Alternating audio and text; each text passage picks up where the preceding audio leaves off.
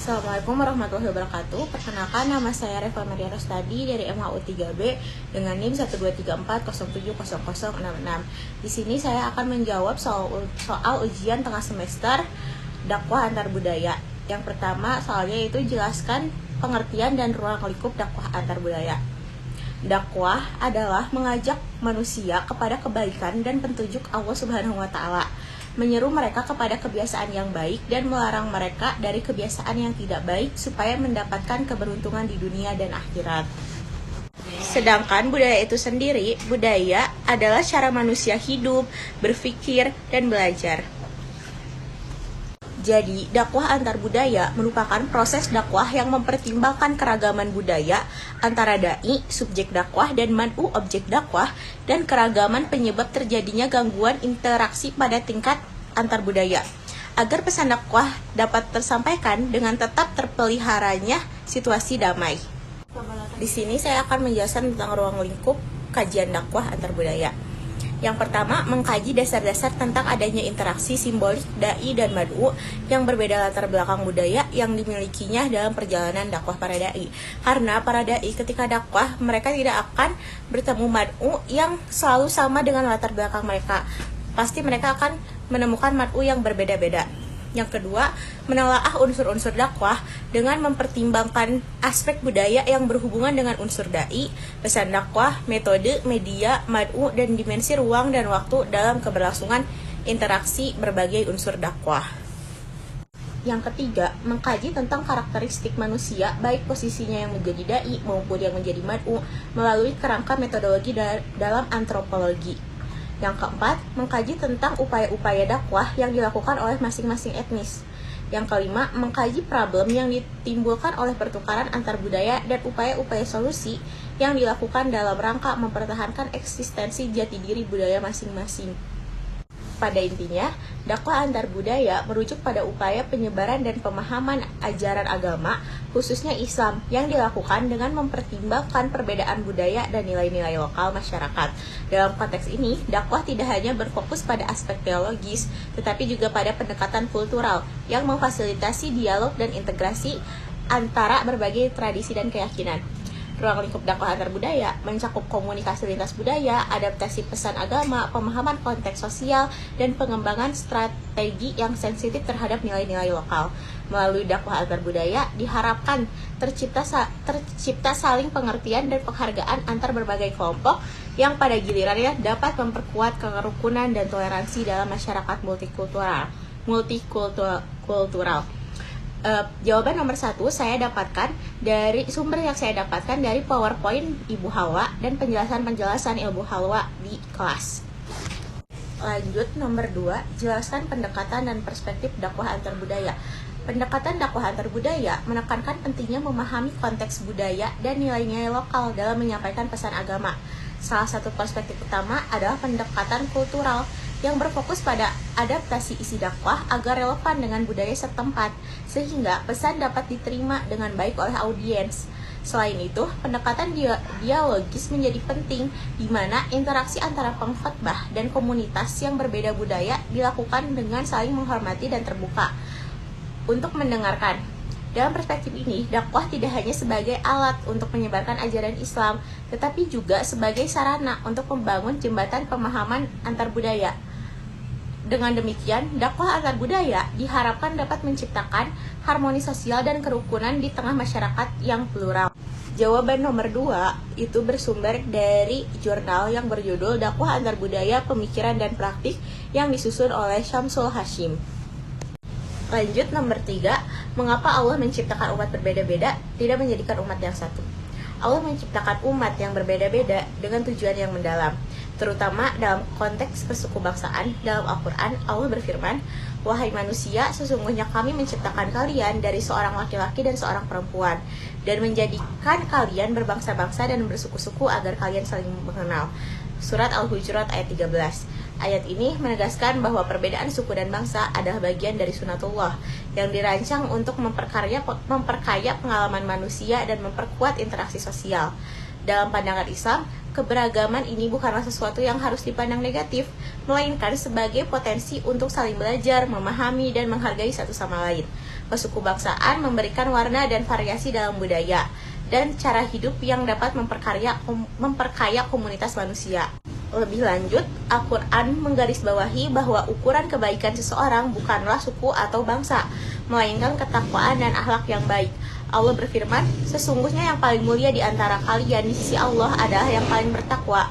Surat Al-Hujurat ayat 11. Hal ini menunjukkan bahwa meskipun umat manusia berbeda dalam suku, warna kulit, dan bahasa, semua tetap memiliki kedudukan yang sama di hadapan Allah, asalkan mereka menjalankan ajarannya dengan baik. Perbedaan ini diharapkan dapat mendorong umat untuk saling menghormati dan menghindari sikap supremasi atau diskriminasi berdasarkan asal-usul. Konsep kesukubangsaan dalam Islam juga mendukung prinsip persatuan dalam keberagaman. Meskipun ada perbedaan, umat Islam diajarkan untuk bersatu dalam iman dan tujuan yang sama, yaitu mengabdi kepada Allah dan menjalankan syariatnya, sebagaimana tercantum dalam Al-Quran, dan kami tidak menjadikan mereka itu melainkan sebagai umat yang satu. Surat Al-Mu'minun ayat 52. Oleh karena itu, Allah menciptakan umat yang berbeda-beda agar dapat saling melengkapi, berkontribusi satu sama lain, dan membangun dunia yang lebih adil dan harmonis. Dengan demikian, keberagaman umat manusia adalah sebuah rahmat yang mengundang setiap individu untuk bersikap terbuka, saling memahami, dan merayakan perbedaan. Ini adalah wujud dari kebesaran Allah yang menciptakan manusia dalam berbagai bentuk dan latar belakang, yang pada akhirnya berfungsi untuk meneguhkan jalinan hubungan sosial yang lebih baik. Jawaban tersebut saya dapat dari Islamic Perspective on Cultural Diversity Islamic Foundation oleh Abdul Muhammad. Nomor 4, jelaskan tentang Islam multikultural dan fungsi dakwah antar budaya. Islam multikultural merupakan konsep yang menekankan penerimaan dan penghayatan nilai-nilai Islam dalam berbagai konteks budaya yang beragam. Dalam pandangan ini, Islam bukan hanya dilihat sebagai satu entitas budaya yang homogen, tetapi sebagai agama yang mampu beradaptasi dan berinteraksi dengan berbagai tradisi dan budaya di seluruh dunia.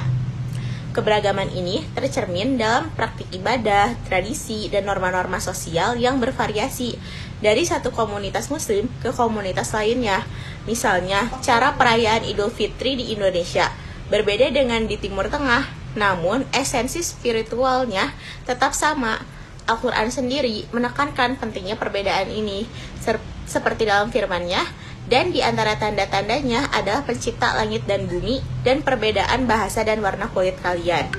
Ar-Rum 22. Hal ini menunjukkan bahwa perbedaan budaya dan etnis merupakan bagian dari ciptaan Allah yang harus dihargai. Fungsi dakwah antar budaya sangat penting dalam konteks Islam multikultural. Dakwah antar budaya bertujuan untuk menyampaikan pesan Islam dengan cara yang sensitif terhadap nilai-nilai lokal dan kearifan budaya masyarakat setempat. Ini tidak hanya meliputi penyebaran ajaran agama, tetapi juga mencakup dialog dan interaksi yang membangun saling pengertian antar berbagai komunitas. Melalui dakwah antar budaya, pesan Islam dapat disampaikan tanpa menimbulkan kesalahpahaman atau konflik, serta dapat mengurangi prasangka dan diskriminasi yang sering muncul akibat ketidakpahaman. Pendekatan ini juga mendorong adanya kolaborasi dan kerjasama antar berbagai kelompok, sehingga tercipta masyarakat yang harmonis dan saling menghormati. Dalam konteks yang lebih luas, dakwah antar budaya berfungsi untuk memperkuat identitas muslim di tengah keberagaman, sambil tetap menjaga nilai-nilai universal Islam seperti keadilan, kasih sayang, dan toleransi. Dengan demikian, Islam multikultural dan dakwah antar budaya saling melengkapi dalam menciptakan lingkungan yang lebih inklusif dan damai. Keduanya berperan dalam membangun masyarakat yang tidak hanya menghargai perbedaan, tetapi juga melihatnya sebagai kekuatan dalam memperkaya pengalaman umat manusia. Jawaban tersebut saya dapat dari Jurnal Dakwah Multikultural, Pendekatan Teori dan Praktik, Rahman 2018. Yang nomor 5, jelaskan tentang kesatuan Islam dan keragamannya. Kesatuan Islam dalam keragaman adalah konsep yang menekankan bahwa meskipun umat Islam berasal dari berbagai latar belakang budaya, suku, dan bahasa, mereka tetap terikat oleh fondasi iman yang sama dan prinsip-prinsip ajaran Islam. Konsep ini dijelaskan dalam Al-Quran, di mana Allah berfirman, "Sesungguhnya umat ini adalah umat yang satu, dan aku adalah Tuhan kalian, maka sembahlah aku." Surat Al-Anbiya ayat 92. Ayat ini menunjukkan bahwa meskipun ada perbedaan di antara umat Islam, mereka memiliki tujuan dan tujuan yang sama, yaitu mengabdi kepada Allah. Keragaman dalam Islam tidak hanya terletak pada variasi praktik ibadah atau tradisi, tetapi juga dalam cara masing-masing komunitas memahami dan menerapkan ajaran agama dalam konteks budaya mereka. Dalam konteks ini, kesatuan Islam dapat dilihat dalam semangat ukhuwah yang dijunjung tinggi oleh umat muslim. Umat Islam diajarkan untuk saling menghormati dan membantu satu sama lain tanpa memandang perbedaan yang ada. Hal ini tercermin dalam berbagai momen penting seperti sholat berjamaah dan perayaan hari besar keagamaan, di mana umat dari berbagai latar belakang berkumpul untuk beribadah bersama. Kesatuan ini diperkuat oleh nilai-nilai universal Islam seperti keadilan, kasih sayang, dan toleransi, yang menjadi jembatan penghubung antar komunitas yang berbeda. Lebih lanjut, kesatuan Islam dalam keragaman juga berfungsi sebagai sarana untuk memperkuat identitas kolektif umat muslim di tengah tantangan global yang semakin kompleks dalam dunia yang semakin terhubung ini. Tantangan seperti Islamofobia, diskriminasi, dan ketidakadilan sosial seringkali mengancam integrasi dan solidaritas umat. Oleh karena itu, pemahaman tentang kesatuan dan keragaman menjadi semakin penting. Umat Islam diajak untuk merangkul perbedaan dan melihatnya sebagai kekayaan yang dapat memperkuat iman dan memperkaya pengalaman spiritual. Dengan cara ini, keragaman tidak dilihat sebagai penghalang, tetapi sebagai kesempatan untuk membangun solidaritas dan memperkuat komunitas global umat Islam. Kesimpulannya, kesatuan Islam dalam keragaman adalah suatu realitas yang mengajarkan bahwa perbedaan bukanlah penghalang, melainkan bagian integral dari pengalaman umat muslim. Melalui kesadaran ini, diharapkan umat dapat memperkuat ukhuwah atau persaudaraan dan menciptakan masyarakat yang lebih inklusif dan harmonis. Jawaban tersebut didapat dari Islam dan Budaya, Dinamika Dakwah Antar Budaya oleh Abdul Rahman Muhammad. Di sini saya akan membacakan tentang isyarat-isyarat kesatuan ketauhidan dalam rangka Islam, surat Al-Anbiya ayat 108. A'udzubillahi minasyaitonirrajim. Bismillahirrahmanirrahim. Qul innama yuha ilayya annama ilahukum ilahu wahid fahal antum muslimun. Yang artinya, katakanlah Nabi Muhammad, sesungguhnya yang diwahyukan kepadaku hanyalah ketetapan bahwa Tuhanmu adalah Tuhan yang Maha Esa, maka apakah kamu telah berserah diri kepadanya? Yang dapat ditafsirkan, Allah memerintah kepada Nabi Muhammad agar menyampaikan kepada orang kafir dan kepada orang yang telah sampai seruan kepadanya bahwa pokok wahyu yang disampaikan kepadanya ialah tidak ada Tuhan yang berhak disembah selain Allah. Karena itu, hendaklah manusia menyembahnya, jangan sekali-kali mempersekutunya dengan sesuatu pun seperti mengakui adanya Tuhan-Tuhan yang lain selain Dia, atau mempercayai bahwa selain Allah ada lagi sesuatu yang mempunyai kekuatan gaib seperti kekuatan Allah. Dan serahkanlah dirimu kepada Allah dengan memurnikan ketaatan dan ketundukan hanya kepadanya saja, dan ikutilah segala wahyu yang diturunkan kepada Nabi Muhammad. Lalu surat Al-Ikhlas ayat 1-4. Bismillahirrahmanirrahim. Qul huwallahu ahad. Katakanlah Muhammad, dialah Allah yang Maha Esa. Allahus Samad, Allah tempat meminta segala sesuatu. Lam yalid wa lam yulad wa lam yakul lahu kufuwan ahad. Allah tidak beranak dan tidak pula diperanakan, dan tidak ada sesuatu yang setara dengan Dia. Jadi di sini saya akan membacakan surat tentang kesempurnaan agama, Al-Maidah ayat 3. Bismillahirrahmanirrahim. Hurimat alaikumul maitatu waddamu walahmul khinziri wa ma uhilla lighairillahi bihi wal munkhaniqatu wal mawqudatu wal mutaraddiyatu wan nadihatu wa ma akalas sabu'u illa ma dhakkaitum wa ma dubiha 'alan nusubi wa an tastaqsimu bil azlab dzalikum fis al-yawma ya'isal ladzina kafaru min dinikum fala tahsyawhum wahsyawun al-yawma akmaltu lakum dinakum wa atmamtu 'alaikum ni'mati wa raditu lakumul islam madina faman ittara fi mahmasatin ghayra mutajanifil li ismi fa innallaha ghafurur rahim, yang berarti diharamkan bagimu memakan bangkai, darah, daging babi dan daging hewan yang disembelih bukan atas nama Allah, yang tercekik, yang dipukul, yang jatuh, yang ditanduk dan yang diterkam binatang buas, kecuali yang sempat kamu sembelih. Diharamkan pula apa yang disembelih untuk berhala, demikian pula mengundi nasib dengan azlam atau anak panah.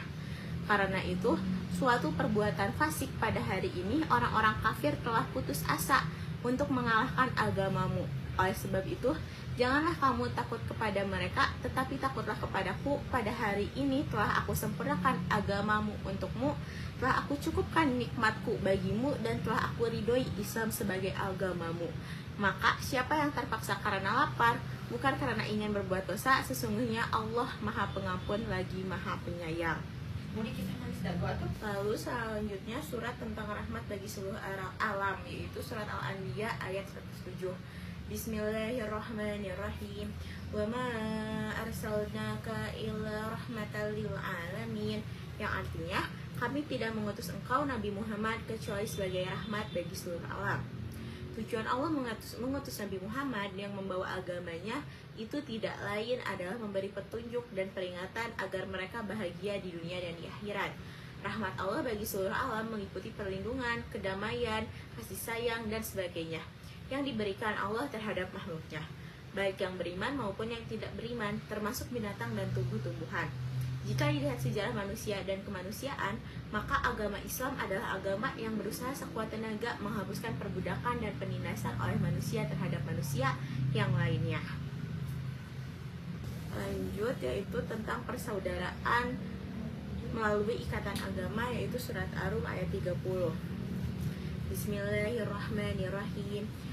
Fa'aqim wajhaka lid-dini hanifa fitratallahi allati fataran nasa 'alaiha la tabdila li khalqillah dzalika ad-dinul qayyim walakinna aktsaran nasi la ya'lamun, yang berarti maka hadapkanlah wajahmu dengan lurus kepada agama Islam sesuai fitrah dari Allah yang telah menciptakan manusia menurut fitrah itu.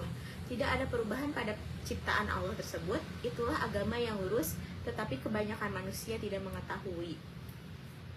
Lalu yaitu tentang kesatuan umat, surat Al-Anbiya ayat 92. Bismillahirrahmanirrahim. Inna hadhihi ummatukum ummatan wahidah wa ana rabbukum fa'budun, yang berarti sesungguhnya ini agama tauhid adalah agamamu, agama yang satu, dan aku adalah Tuhanmu, maka sembahlah aku. Dalam ayat ini ditegaskan bahwa agama tauhid ini adalah agama untuk seluruh manusia dan merupakan agama yang satu, yaitu sama dalam akidah. Meskipun berbeda dalam syariat, Rasulullah bersabda, kami para nabi seperti ibarat saudara-saudara seayah, agama kami satu. Riwayat Al-Bukhari, Muslim, Abu Daud, dan Ahmad dari Abu Hurairah. Kemudian pada akhir ayat ini ditegaskan bahwa Allah adalah Tuhan bagi seluruh umat manusia, oleh sebab itu kepadanya sajalah mereka harus menyembah.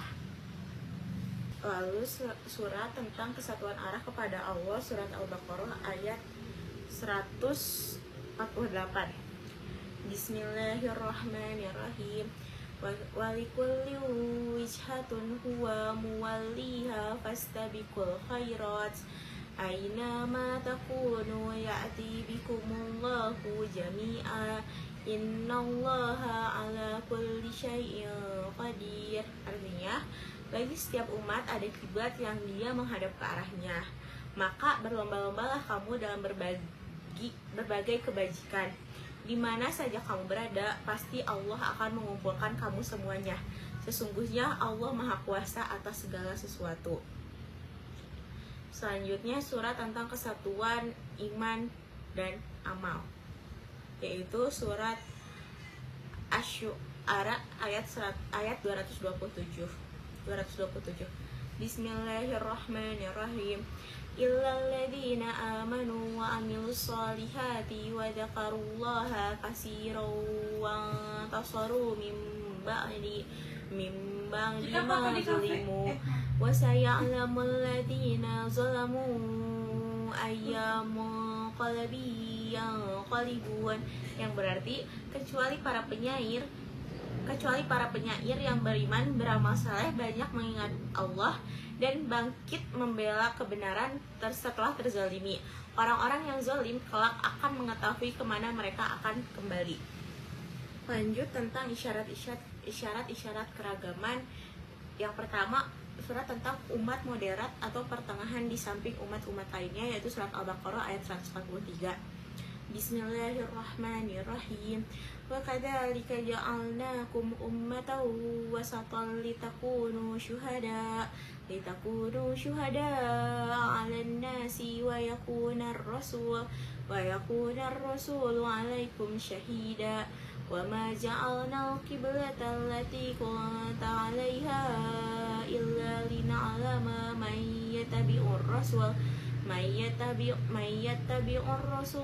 mimman yanqalibu ala aqibah wa in kanat lakabiratan illa ala alladhina hadallah wa ma kana Allahu liyudhi'a imanakum innallaha bin-nasi laraufur rahim, yang berarti demikian pula kami telah menjadikan kamu umat Islam, umat pertengahan, agar kamu menjadi saksi atas perbuatan manusia, dan agar Rasul atau Nabi Muhammad menjadi saksi atas perbuatan kamu. Kami tidak menetapkan kiblat atau Baitul Maqdis yang dahulu kamu berkiblatlah kepadanya, kecuali agar kami mengetahui dalam kenyataan siapa yang mengikut Rasul dan siapa yang berbalik ke belakang. Sesungguhnya pemindahan kiblat itu sangat berat, kecuali bagi orang yang telah diberi petunjuk oleh Allah. Allah tidak akan menyia-nyiakan imanmu. Sesungguhnya Allah benar-benar Maha Pengasih lagi Maha Penyayang kepada manusia. Selanjutnya tentang bantahan terhadap kesatuan umat, yaitu surat An-Nahl ayat 93. Bismillahirrahmanirrahim. Walau sya'allahu laja'alakum ummatan wahidatan walaki yudillu man yasha'u wa yahdi man yasha' wala tus'alunna amma kuntum ta'malun, yang berarti seandainya Allah berkehendak, niscaya Dia menjadikanmu satu umat saja, akan tetapi Dia menyesatkan siapa yang Dia kehendaki dan memberi petunjuk kepada siapa yang Dia kehendaki. Berdasarkan kesiapannya untuk menerima petunjuk, kamu pasti akan ditanya tentang apa yang kamu kerjakan. Lalu lanjut lagi tentang keragaman agama dan kepercayaan, yaitu surat Al-Hujurat ayat 11. Bismillahirrahmanirrahim. Ya ayyuhalladzina amanu la yaskhar qaumun min qaumin asa ayyakunu khairam minhum wala nisa'um min nisa'in asa ayyakunna khairam minhunna wala talmizu anfusakum wala tanabazu bil alqab bi'sal ismul fusuqu ba'dal iman wa man lam yatub fa ulaika humuz zalimun, yang berarti wahai orang-orang yang beriman, janganlah Janganlah suatu kaum mengolok-olok kaum yang lain, karena boleh jadi mereka yang diolok-olok itu lebih baik daripada mereka yang mengolok-olok. Dan jangan pula perempuan mengolok-olok perempuan lain, karena boleh jadi perempuan yang diolok-olok itu lebih baik daripada perempuan yang mengolok-olok. Janganlah kamu saling mencela dan saling memanggil dengan julukan yang buruk. Seburuk-buruk panggilan adalah panggilan fasik setelah beriman. Siapa yang tidak bertobat, mereka itulah orang-orang zalim. Lalu kita akan membacakan lagi surat tentang bagian dari umat yang beragam. Surat Al-An'am ayat 38. Bismillahirrahmanirrahim. Wa ma min dabbatin fil ardi wala ta'irin yatiru bijanahihi illa umamun amsalukum ma farratna fil kitabi min syai'in summa ila rabbihim yuhsyarun, yang berarti tidak ada seekor hewan pun yang berada di bumi dan burung-burung yang terbang dengan kedua sayapnya, melainkan semuanya merupakan umat juga seperti kamu. Tidak ada sesuatu pun yang kami luputkan di dalam kitab, kemudian kepada Tuhannya mereka dikumpulkan. Yang dapat ditafsirkan, ayat ini menyatakan bahwa Allah menguasai segala sesuatu, ilmunya melingkupi seluruh makhluk yang ada. Dialah yang mengatur alam semesta, semua yang melata di permukaan bumi, semua yang terbang di udara, semua yang hidup di lautan, dari yang terkecil sampai yang terbesar, dari yang nampak sampai yang tersembunyi, hanyalah Dia yang menciptakan, mengembangkan, mengatur, dan memeliharanya. Makhluk Allah yang hidup di dunia ini tidak hanya terbatas pada jenis manusia, tetapi masih terdapat banyak macam dan ragam makhluk-makhluk lain. Bahkan masih banyak yang belum diketahui oleh manusia. Semua itu tunduk dan menghambakan diri kepada Allah, mengikuti perintah-perintahnya dan menghentikan larang-larangannya.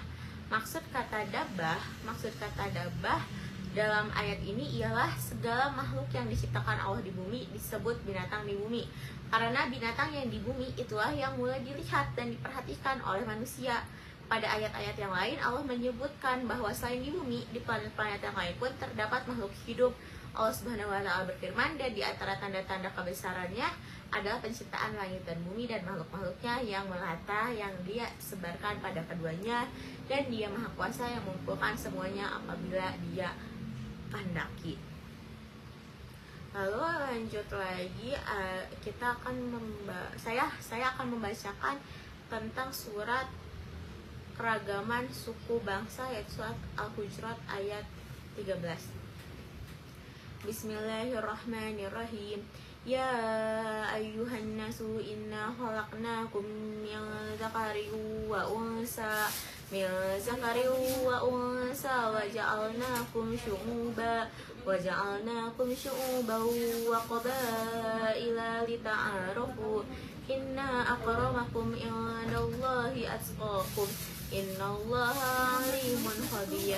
Wahai manusia, sesungguhnya kami telah menciptakan kamu dari seorang laki-laki dan perempuan. Kemudian kami menjadikan kamu berbangsa-bangsa dan bersuku-suku agar kamu saling mengenal. Sesungguhnya yang paling mulia di antara kamu di sisi Allah adalah orang-orang yang paling bertakwa. Sesungguhnya Allah Maha mengetahui lagi Maha teliti. Selanjutnya tentang keragaman kaum, surat Al-Hud ayat 63-64. Bismillahirrahmanirrahim. Qul ya qaumi ara'aytum in kuntu ala bayyinatin min rabbi wa atani minhu rahmatan faman yansuruni minallahi in asaitu fama tazidunani ghayra tahsir. Yang berarti, Dia Saleh berkata, wahai kaumku, jelaskan pendapatmu jika aku mempunyai bukti yang nyata dari Tuhanku dan Dia memberikan kepadaku rahmat atau kenabian. Siapa yang akan menolongku dari azab Allah jika aku mendurhakainya? Kamu tidak akan pernah menambah apapun untukku selain kerugian. Al-Hud ayat 63. Selanjutnya Al-Hud ayat 64. Wa ya qaumi hadhihi naqatullahi lakum ayatan fadaruha taqwal fi ardillahi wala tamassuha bisu'in fayahudakum adabun qarib. yang berarti, wahai kaumku, inilah unta betina dari Allah sebagai mukjizat untukmu. Oleh karena itu biarkanlah dia makan di bumi Allah, dan janganlah kamu memperlakukannya dengan buruk yang akan menyebabkan kamu segera ditimpa azab. Yang dapat ditafsirkan, Nabi Shallallahu Alaihi Wasallam mengatakan kepada kaumnya yang ingkar bahwa kalau mereka tidak percaya akan seruannya ini, maka Allah telah mengirimkan seekor unta yang istimewa sebagai bukti atas kebenaran seruannya. Unta ini jauh berbeda sifat dan tingkah lakunya dari unta biasa, baik mengenai makan minumnya maupun tabiat dan sifatnya. Mereka dilarang mengganggunya dan membiarkan unta itu makan dan minum di tempat yang disukainya. Jika mereka berani mengganggu atau menganiayanya, pasti mereka akan ditimpa siksaan dari Allah. Sekian dari saya. Jika banyak kesalahan, saya meminta maaf. Wassalamualaikum warahmatullahi wabarakatuh. Terima kasih.